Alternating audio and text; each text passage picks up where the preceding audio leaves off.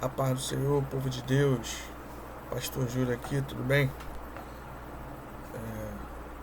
Estamos aqui para ministrar mais uma aula da EBD, Escola Bíblica Dominical. Hoje é a lição de número 11. Vamos falar aí sobre os atributos da unidade da fé, humildade, mansidão e longanimidade. Texto áureo, Efésios capítulo 4, verso 1. Rogo-vos, pois eu, preso do Senhor, que andeis como é digno da vocação com que foste chamado. Em verdade prática, a unidade na igreja depende de que os crentes evidenciem no cotidiano a humildade, mansidão e longanimidade. Humildade, mansidão e longanimidade. Então, trocando em miúdos, a unidade depende de 3 fatores, pelo menos, segundo a lição bíblica de número 11. Humildade, mansidão e longanimidade. Então, no decorrer da lição, nós vamos falar sobre esses 3 atributos, tá? Lembrando que eles fazem parte do chamado fruto do Espírito, com as suas 9 características. Tá ok? Então vamos lá, partir para a leitura bíblica em classe, Efésios capítulo 4, verso 1 a 4, depois Colossenses 1, de 9 a 12. Lembrando que se você tiver alguma dúvida, alguma sugestão, pode fazer algum tipo de comentário. Tá lá no YouTube ou no Facebook. Então vamos lá. Rogo-vos, pois eu, preso do Senhor, que andeis como é digno da vocação com que fostes chamados, com toda a humildade e mansidão, com longanimidade, suportando-vos uns aos outros em amor, procurando guardar a unidade do Espírito pelo vínculo da paz. Há um só corpo e um só Espírito, como também fostes chamados em uma só esperança da vossa vocação. Por essa razão, nós também, no dia em que o ouvimos, não cessamos de orar por vós e de pedir que sejais cheios do conhecimento da sua vontade em toda sabedoria e inteligência espiritual, para que possais andar dignamente diante do Senhor, agradando-lhe em tudo, frutificando em toda boa obra, crescendo no conhecimento de Deus, corroborados em toda a fortaleza, segundo a força da sua glória, em toda a paciência e longanimidade com gozo, dando graças ao Pai, que nos fez idôneos para participar da herança dos santos na luz. Glória a Deus pelo texto abençoado da palavra do Senhor. Os objetivos específicos. Antes aqui, o objetivo geral é mostrar que a unidade na igreja é o resultado da humildade, mansidão e longanimidade na vida dos crentes. Então, a unidade, ela não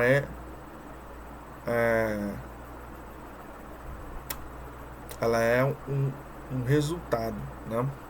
Ela não é algo que é atingido mediante um resultado, né? Que é criado por quem? Causado, né? Pela humildade, pela mansidão e pela longanimidade. E é disso que nós vamos tratar. Então, os objetivos específicos é explicar que a humildade é uma virtude indispensável para a comunhão, que a mansidão produz crentes que promovem a paz e reconciliação, que está relacionada à comunhão, né? Paz e conciliação é praticamente o significado de comunhão, né? Quem tem comunhão tem paz, quem tem comunhão é alguém que é conciliador. Então a mansidão, ela produz, né, crentes que promovem a paz e a conciliação, e a longanimidade capacita o crente a ser tolerante com as falhas alheias. Será que você é alguém tolerante? É alguém longânimo? Então vamos lá.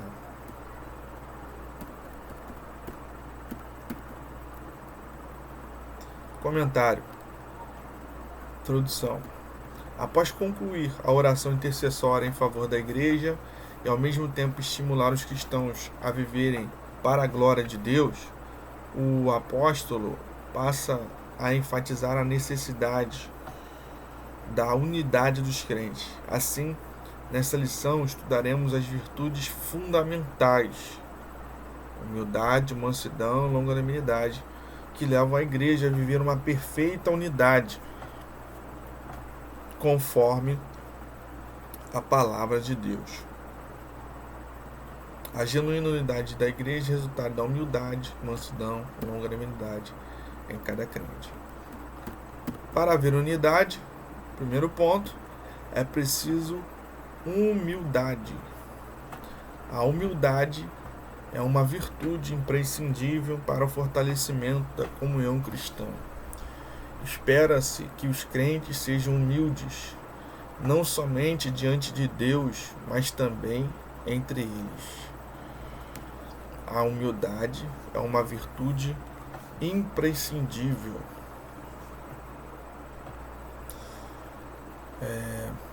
Então vamos lá. O modo digno do viver cristão. A conduta geral do crente ao destaque dessa seção da carta. O apelo apostólico é para que os crentes andem de modo digno da vocação, ou seja, a nossa conduta diária deve corresponder à chamada recebida para ser um membro do corpo de Cristo. A igreja, isso pressupõe que o andar do cristão, está diretamente relacionado com o nível de unidade em que ele tem com Deus e com os irmãos. Creio que não seja possível falar em nível de unidade. Ou você está unido ou você está desunido. Nesse sentido, a fim de desenvolver essa unidade, o apóstolo Paulo apresenta 3 virtudes essenciais: a humildade, a mansidão e a longanimidade. A humildade. Para os povos pagãos, a humildade não era uma virtude. Pelo contrário, era considerada uma atitude negativa, uma fraqueza e falta de amor próprio. Na vida de Cristo é que a humildade aparece como um evangelho, pois ele não teve por usurpação ser igual a Deus, mas aniquilou-se a si mesmo, tomando forma de servo. Em outras palavras, está reduzindo-se. Reduzir é humilhar-se, tá? Vou explicar isso melhor. No Evangelho de João, nosso Senhor lavou os pés dos apóstolos, dando exemplo de humildade. Lavar pés era a atitude de quem estava embaixo. Lavar pés era a atitude de escravo, mas não de uma humildade movida pela falsa aparência, e sim uma ação que reconhece a importância e o valor do outro. Então, a humildade é uma ação que reconhece a importância e o valor do outro. Então, meus amados irmãos, primeira coisa para falar sobre a humildade, primeiro, em relação à etimologia da palavra. Para quem não sabe, o sentido de etimologia é um estudo, tá, dentro da linguística, tá, onde se procura a buscar o sentido das palavras, a formação, a morfologia das palavras, o sentido original das palavras, tá? Então, a etimologia da humildade, o estudo da etimologia da palavra ou de alguma palavra, significa dizer que estamos buscando o sentido primitivo dessa palavra. Toda a palavra, a maioria delas ela tem uma história. E a língua em si, né, a língua portuguesa, o grego, o hebraico, o inglês, o francês, o alemão, todas essas línguas elas são vivas e têm uma história, né, tem uma mutação. Você já trata de outro tema, mas estou fazendo aqui uma introdução para que você possa compreender, tá? Então, dada essa introdução, a etimologia da palavra humildade, ela está ligada a duas palavras, né? Humildade, ela é formada por outras duas palavras, que é humus, que é um radical que vem da palavra terra, né? Humus, tá? Que é o mesmo radical para humano, tá? Humano, e outros vários aí, por aí, tá? Então, o sufixo dade, que vem de qualidade, né? Então, a humildade é uma qualidade de quem está embaixo, tá? Que tem a ver com quem está embaixo, rente à terra, tá bom? Então, agora para o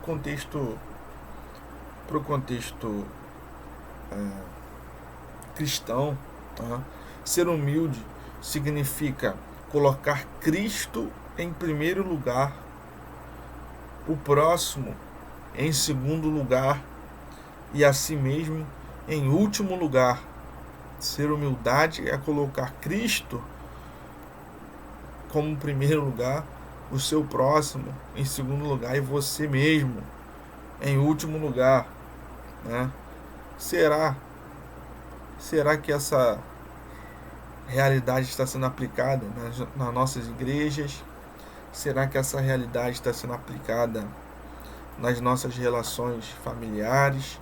Será que essa realidade está sendo aplicada nas nossas relações de trabalho, né? Será que essas relações estão sendo aplicadas, né, no nosso cotidiano? Tá? Colocar Cristo em primeiro lugar, o seu próximo em segundo e nós mesmos em último lugar. Como a humanidade, né? A humanidade, ela seria abençoada se ela agisse de acordo com a palavra de Deus, tá? Interessante também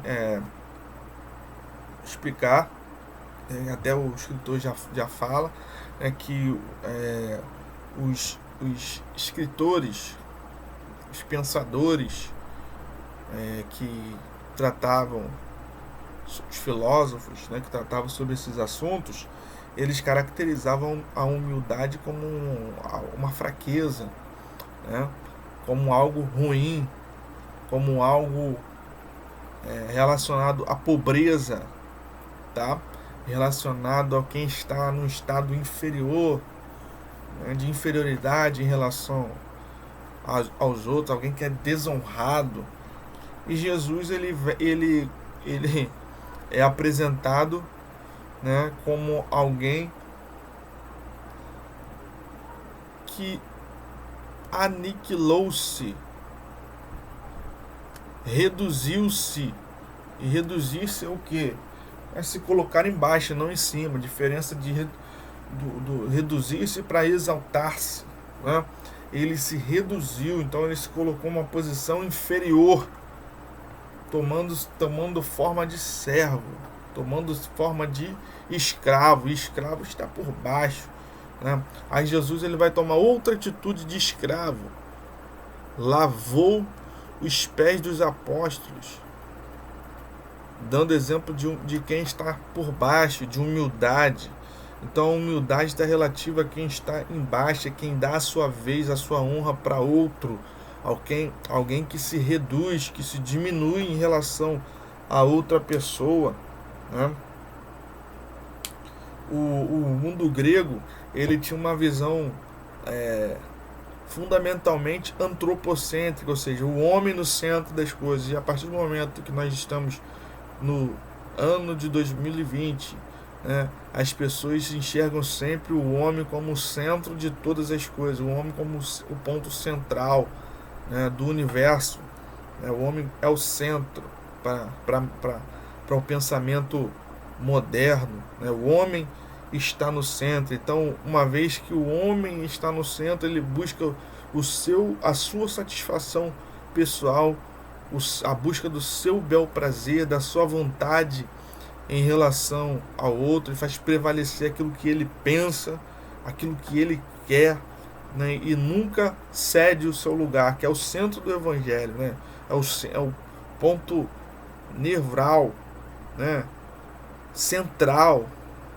do evangelho, que é ceder a sua vez para o seu próximo, é se pôr em uma posição de inferioridade ao seu próximo, é ceder o seu lugar, né, é se diminuir para que outro possa aparecer, né, e essas características estão sendo vilipendiadas, destruídas, atacadas dentro do evangelho. Então,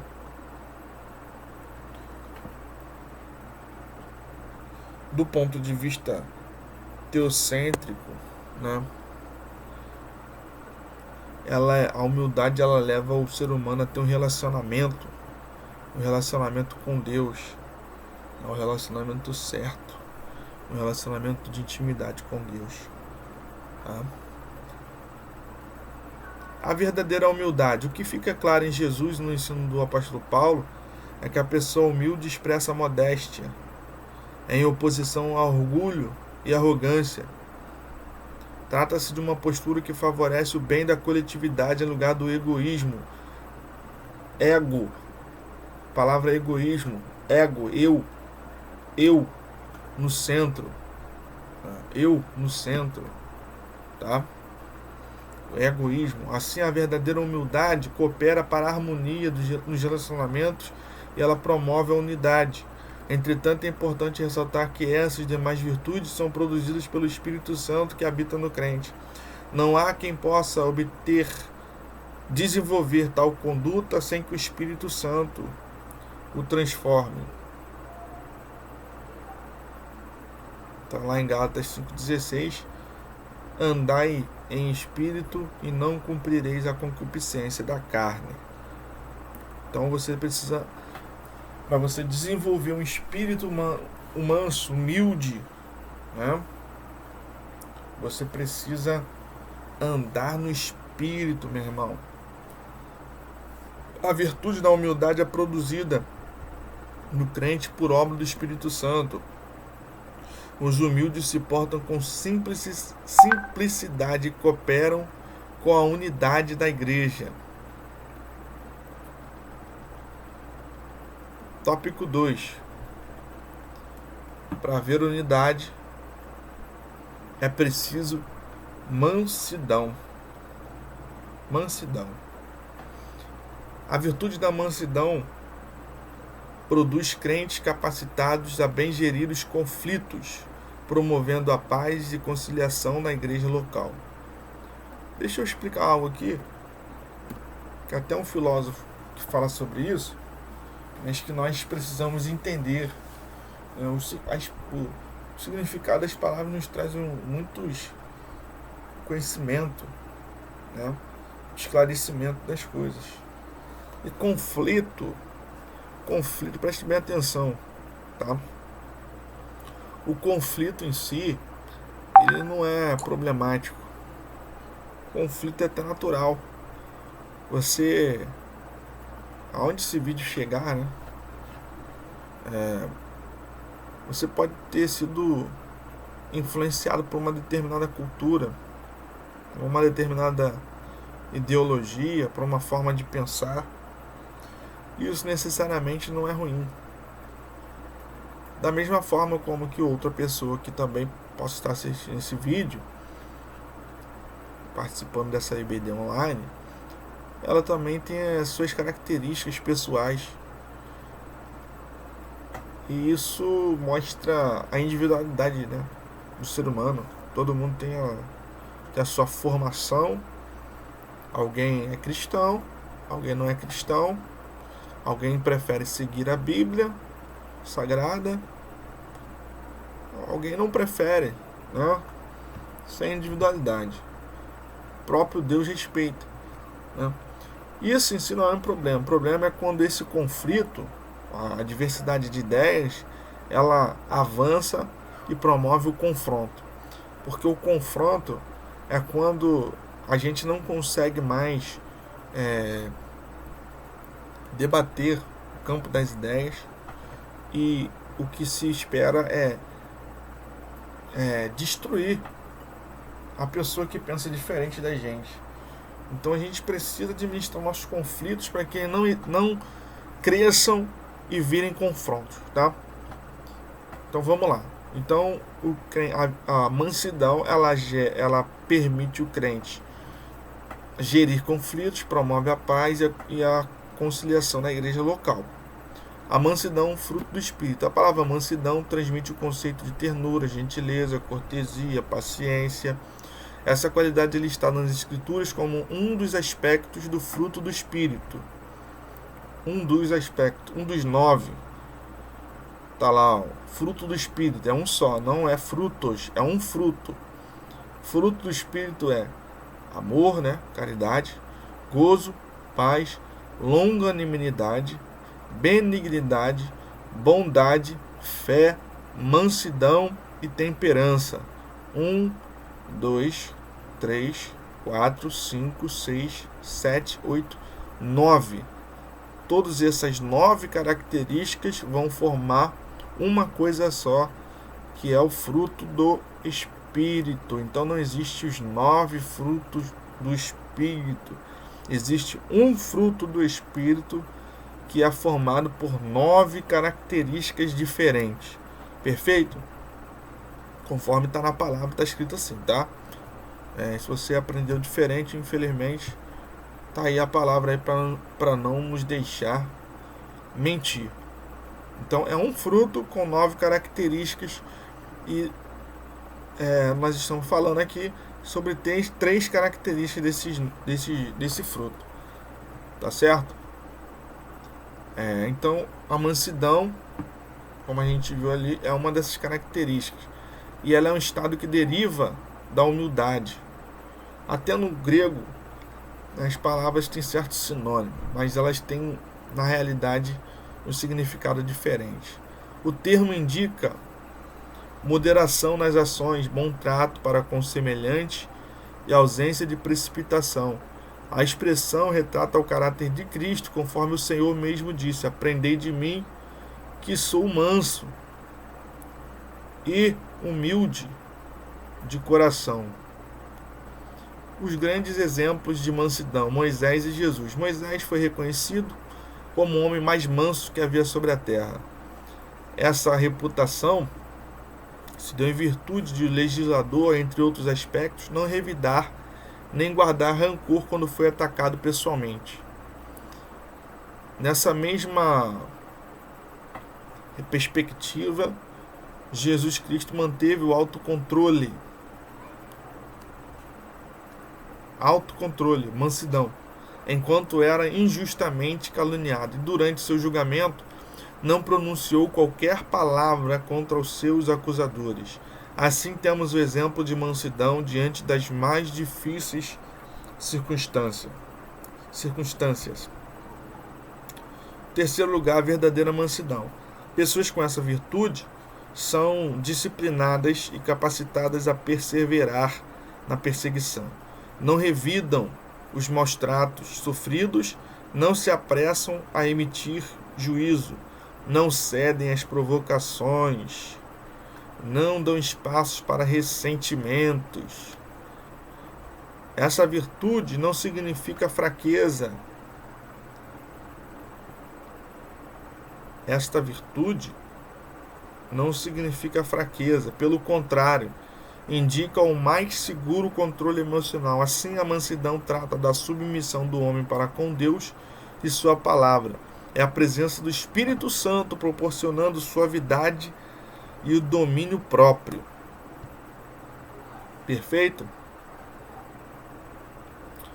E a mansidão propõe a conciliação. O comportamento conciliador é a demonstração prática da conduta de quem possui mansidão, por meio de uma postura equilibrada diante de circunstâncias adversas.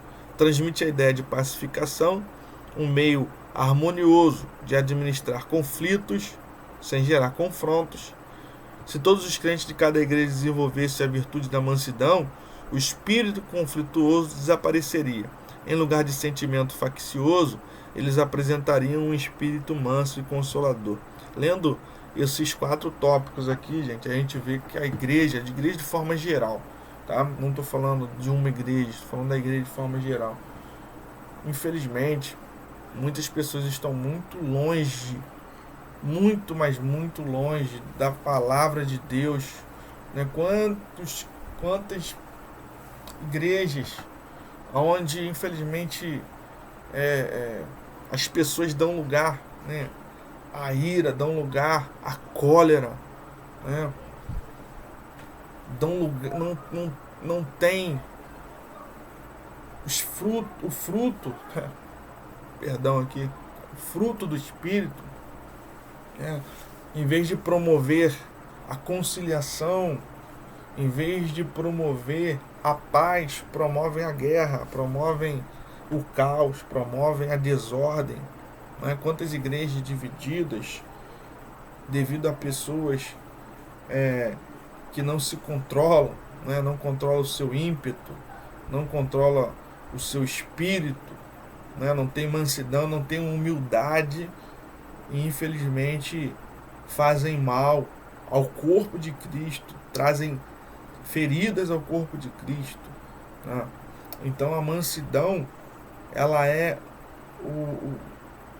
uma característica, né? Ela é uma qualidade que o verdadeiro cristão precisa ter. E é interessante que mansidão, ela não expressa fraqueza. Mansidão não expressa fraqueza, irmãos. Eu convido você a meditar, continuar meditando e perceber que a mansidão, ela, na verdade, ela é o poder sobre o controle. Imagina Jesus, né, como foi citado a mansidão de Jesus. Imagina Jesus poderoso, imagina Jesus filho de Deus, imagina Jesus com todo o poder,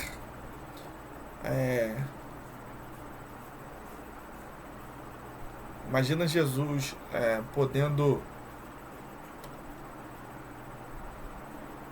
devolver, né, todo o mal que lhe fizeram enquanto ele era julgado, condenado, quando as pessoas botaram uma coroa de espinhos na sua cabeça.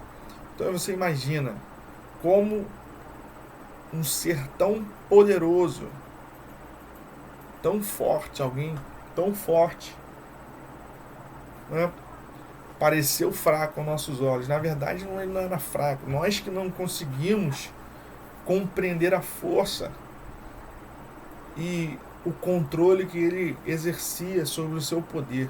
Ele não era dominado pelo ódio, ele não era dominado pelo sentimento maligno, né? Ele era perfeito, ele era perfeitamente homem, enquanto homem, como ele foi enquanto Deus, né?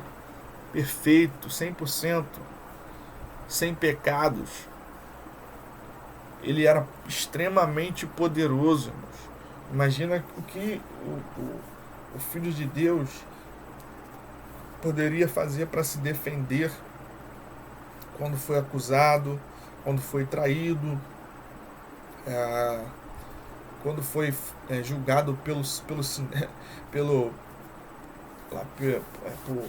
Anás e Caifás, né? O que ele não poderia fazer? Mas mansidão não é fraqueza, mansidão é poder sobre o controle. Então o crente, irmãos, ele, como representante de Cristo, ele tem que ter a mansidão, saber que ele tem essa virtude. Ele tem essa virtude. Você tem essa virtude dentro de você, da mansidão, de saber que o Senhor Jesus nos deu poder. Ele mesmo fala, ó, se você tomar alguma coisa mortífera, não vai te fazer dano. Mas esse poder aí não é para você amaldiçoar as pessoas que te perseguem. Tá? Esse poder não é para você maldizer. Esse poder não é para você devolver com mágoa, devolver com cólera, devolver com ira as pessoas que te ofendem. Pelo contrário, é para você oferecer o perdão. A mansidão não é fraqueza, pelo contrário, ela sugere o controle e restrição da força.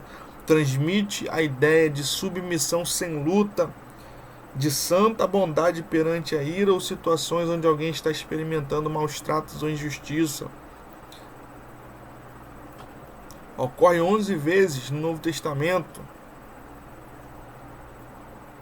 e transmite a ideia de uma atitude interior de submissão a Deus e a sua palavra. Então, quando o crente ele é ofendido, ao invés de ele devolver a ofensa,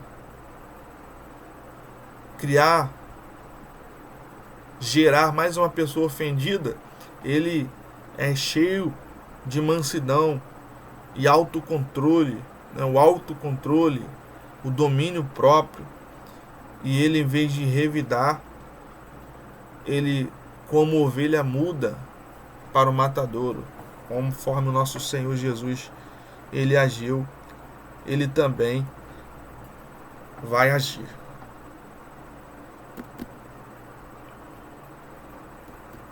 A mansidão é virtude produzida pelo Espírito. Os mansos são pacíficos e impedem a proliferação de conflitos na igreja. Stanley Jones descreve este aspecto no ministério de Jesus nos termos de um terrível manso, que tem grande poder e determinação e serviço compassivo. Os mansos são terríveis porque não podem ser comprados ou vendidos. Seu serviço aos outros dura mais do que o tirano valentão.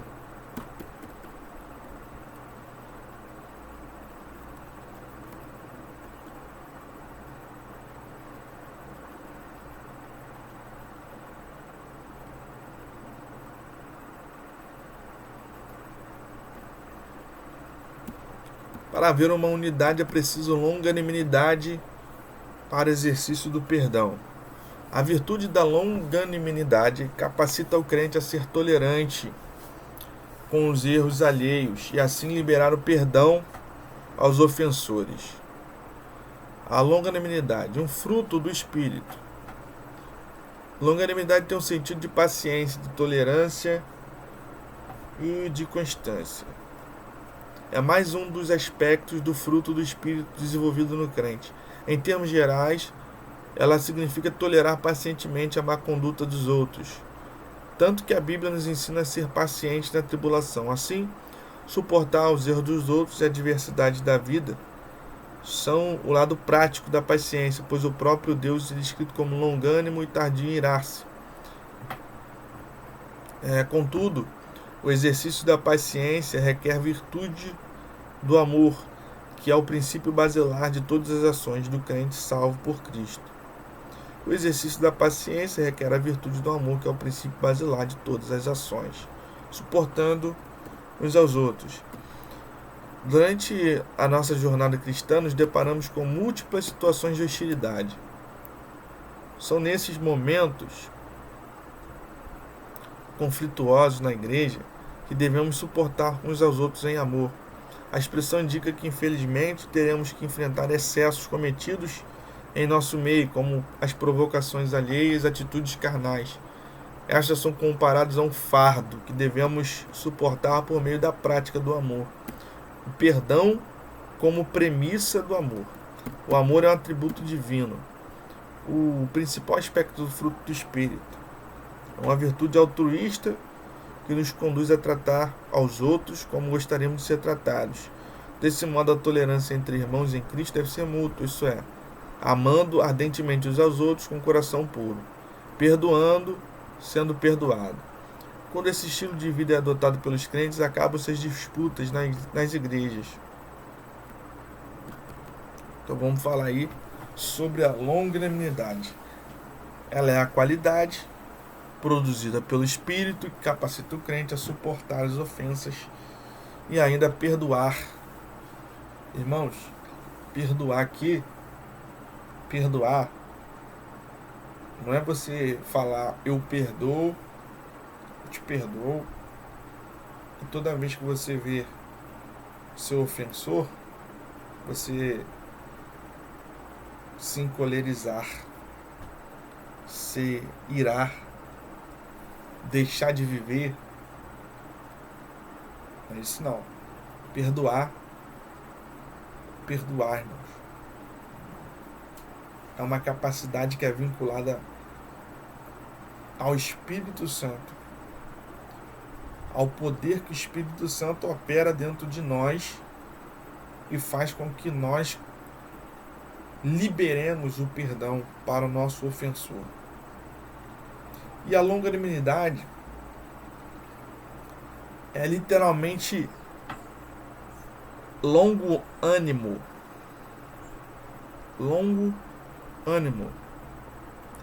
Esse animidade é uma qualidade, né? Dade, o sufixo dade, né? Aí tem aí uma palavra no meio que é ânima, que é vida, e longa, né? De extenso. Qualidade de quem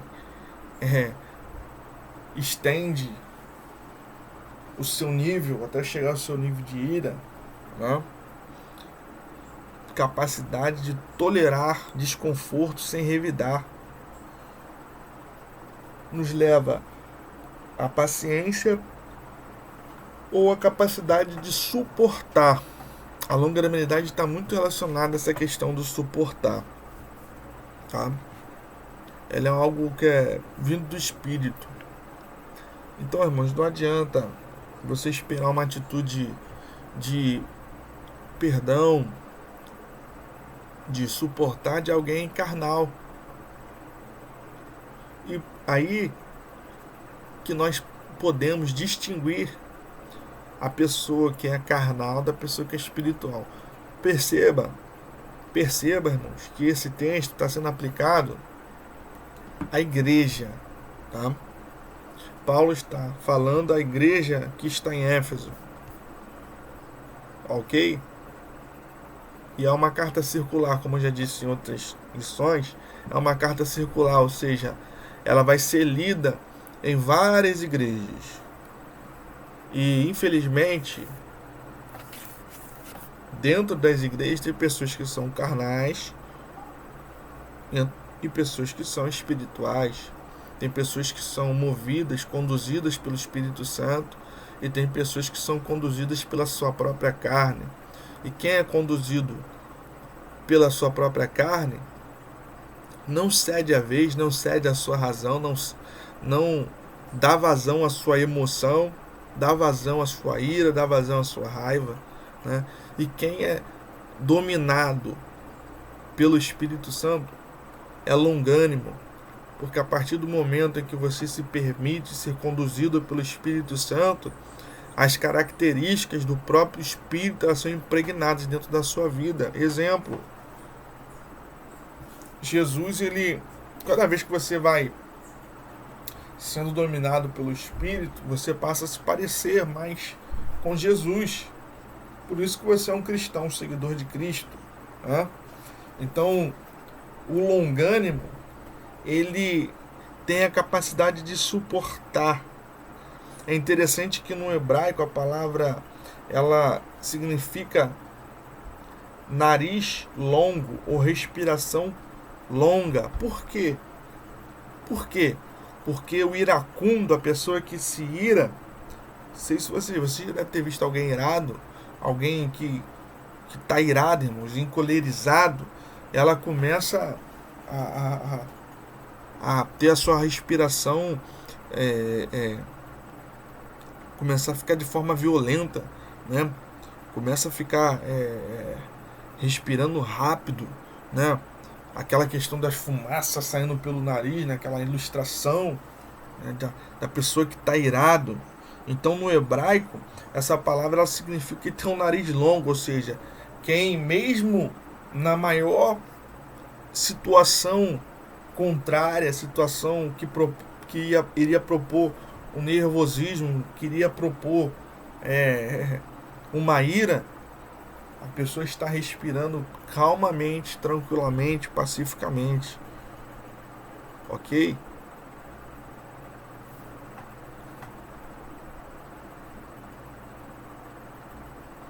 Então essa característica do suporte tem uma questão de longanimidade, é suportar, como eu estava falando, né? E existe algo aqui muito interessante.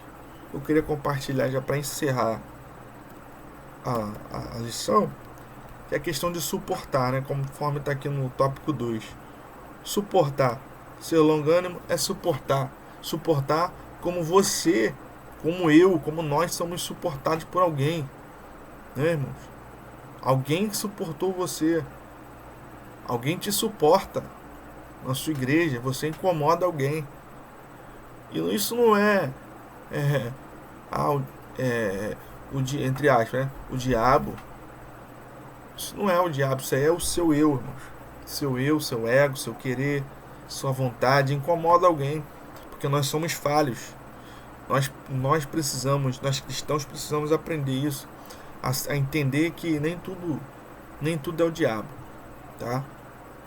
Nem tudo é o diabo, irmãos. A pessoa ela é iracunda, dá lugar à ira. Aí acontece uma situação que ela se ira, perde a sua razão. O culpado foi o adversário? Não, foi você que deu a sua razão. Poderia ser cheio do Espírito Santo, mas preferiu ser cheio do seu próprio querer, da sua carne, né? Que preferiu, ao invés de seguir a palavra, seguir a sua razão. Tá, irmãos? Então você, para alguém, pode ser, não seja insuportável para alguém, né? Não seja insuportável. Então, ser longânimo é suportar. Agora, esse suportar tem duas características. Tem dois significados. O primeiro significado é ser suporte. Quando eu me coloco na posição de suporte, eu estou me colocando na esteira. Eu estou me colocando na questão da humildade, né? De estar embaixo. De estar como base para alguém, de suportar a fraqueza de alguém, de estar embaixo, para que aquela pessoa não caia, não se afunde, né? Então, eu ao invés de devolver, de gerar mais uma pessoa irada, não, eu suporto. Eu sou uma base que, ao invés de ser uma mola que devolve o impacto, eu absorvo o impacto, né? Isso é uma característica do suporte. O segundo é de realmente de aguentar, de suportar realmente, de suportar aquilo que nos incomoda, aquilo que nos entristece. E como que nós vamos conseguir fazer isso? Como que nós vamos conseguir chegar nesse nível espiritual? Andando no Espírito. Andando no Espírito. E com a base do perdão. Perdoando e sendo perdoado, irmãos. Perdoando e sendo perdoado. Sabendo que se hoje você perdoa alguém, porque você foi perdoado em algum momento, tá? Então a longanimidade é a qualidade produzida pelo Espírito que capacita o crente a suportar as ofensas sofridas e ainda perdoar o ofensor. Perdoar como você foi perdoado, perdoar como Jesus te perdoou, né? Nós precisamos entender isso, tá? Então, suportar não é uma coisa fácil, né? Não é uma coisa fácil, mas nós somos chamados a sermos promotores, contribuintes para a unidade da igreja.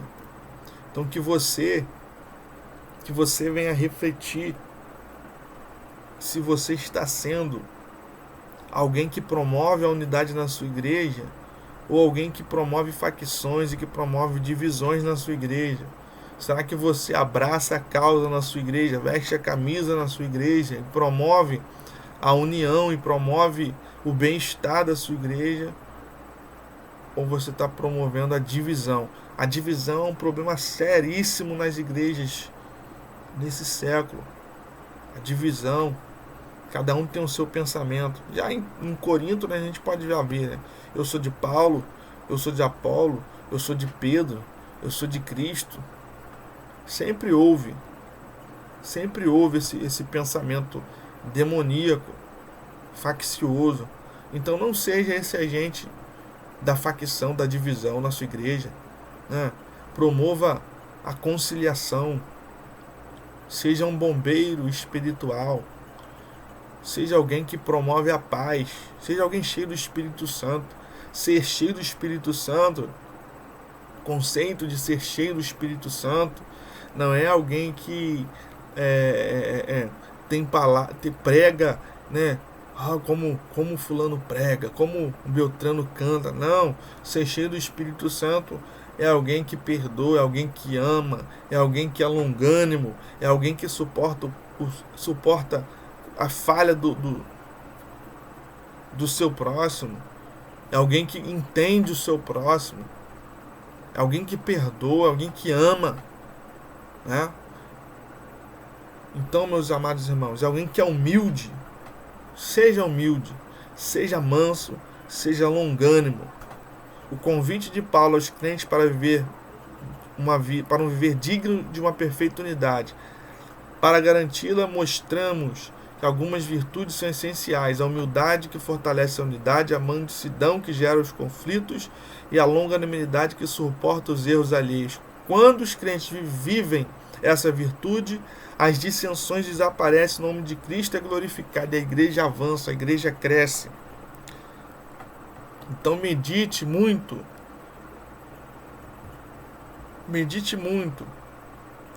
nessas 3 características aqui que promovem a unidade, que faz com que a igreja seja imbatível em Jesus, irmãos. A humildade, a mansidão e a longanimidade. Tudo isso promove a unidade na igreja do Senhor, e a unidade promove o crescimento fenomenal na igreja. E eu aqui, como pastor, espero que a sua igreja seja grandemente abençoada, que ela venha desfrutar de uma unidade, uma prosperidade espiritual, né? Uma bênção espiritual. Você venha a ser grandemente abençoado, que você venha a ser um disseminador da palavra, né? Alguém que resolva conflitos, que evite os confrontos, que perdoe e que ame os seus irmãos. Que Deus venha te abençoar no nome do Senhor Jesus.